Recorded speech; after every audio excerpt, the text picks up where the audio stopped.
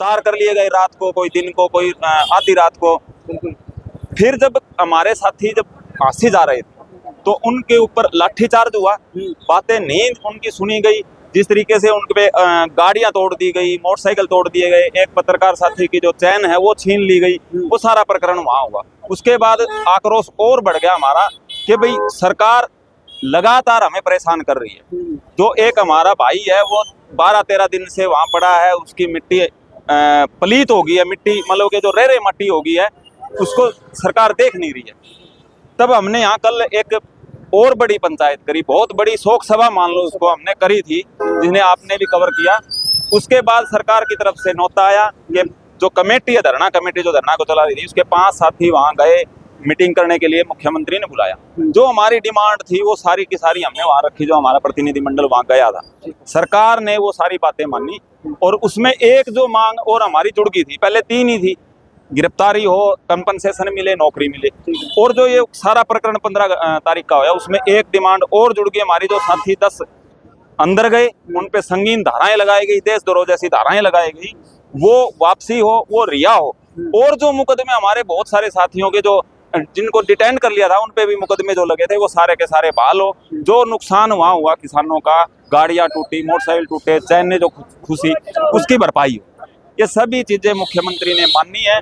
और उस मानने के बाद आज यहाँ हमने ना शोक सभा, मानो आप यहाँ बैठे थे तो यहाँ मीटिंग करके एक फैसला लिया है कि हम कल 11 बजे जो भाई का गांव था, जो पैतृक गांव है किनाड़ा, वहां जाके हम उनका अंतिम संस्कार करेंगे।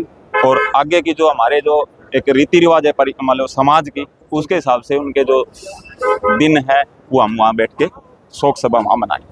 ठीक, अंतिम संस्कार इसका मतलब हो जाएगा कल? हाँ, कल अंतिम संस्कार हो जाएगा। ये देखिए दोस्तों, ये थे हमारे साथ जमहूरी किसान सभा के प्रदेश अध्यक्ष, और इनसे भी हम जानने। हाँ जी नमस्कार, आपका क्या नाम है जी? मेरा नाम सरदानंद राजले है, सूट किसान मोर्चा हिसार, उसका मैं बिल्कुल, क्या कुछ कहना चाहेंगे? इतना बड़ा हत्याकांड हिसार के अंदर हुआ और इतने दिन हो गए, उसका अंतिम संस्कार भी नहीं हुआ, लेकिन कल अंतिम संस्कार होगा, इसके बारे में क्या कुछ? देखिए, जो बीजेपी सरकार है उसमें बिल्कुल तानाशाही सरकार है और लोकतंत्र की हत्या करने वाली सरकार असल। आज इतने दिनों के बाद उस भाई का दाह संस्कार होगा।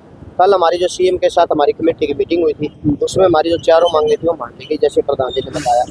उस विधवा को उसका जो है सरकारी नौकरी का है, आर्थिक सहायता का है, और दूसरा जो साथियों पे केस लगे वो सभी केस टुकड़ा हुआ। आज हमारा साथी का दाह संस्कार होना था, लेकिन जो हमारे साथी जेल के अंदर है 10 साथी, उनको छुटते हुए आधा पौना घंटा और लगेगा और यहाँ तक पहुँचने में 4 घंटे और लगेंगे, 10 बज जाएंगे। इसलिए कमेटी ने फैसला लिया है कि वो साथी, जब हमने कल वादा किया था, इस भाई का दाह संस्कार तभी करेंगे जब वो भाई जेल में है, वो आके इनको कंधिया देंगे।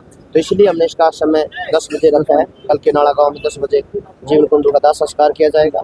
जो भी बाहर से हमारे किसान साथी हैं, तमाम जो शुभ चिंतक है, वो भी शामिल हो सकेंगे। और उसके बाद इसकी 13वीं के बाद अगर कोई चूक रह जाती है किसी मांग मुद्दे हमारी, पुनः हमारी कमेटी बैठेगी, लड़ाई को पूरा करेगी। क्योंकि बीजेपी की सरकार है, इस पे विश्वास करना बहुत बड़ा एक तरीके का गुनाह होता है। लेकिन जो चीजें मांगे कितनी पूरी करते हैं, उसके बाद अगला फैसला कमेटी फिर।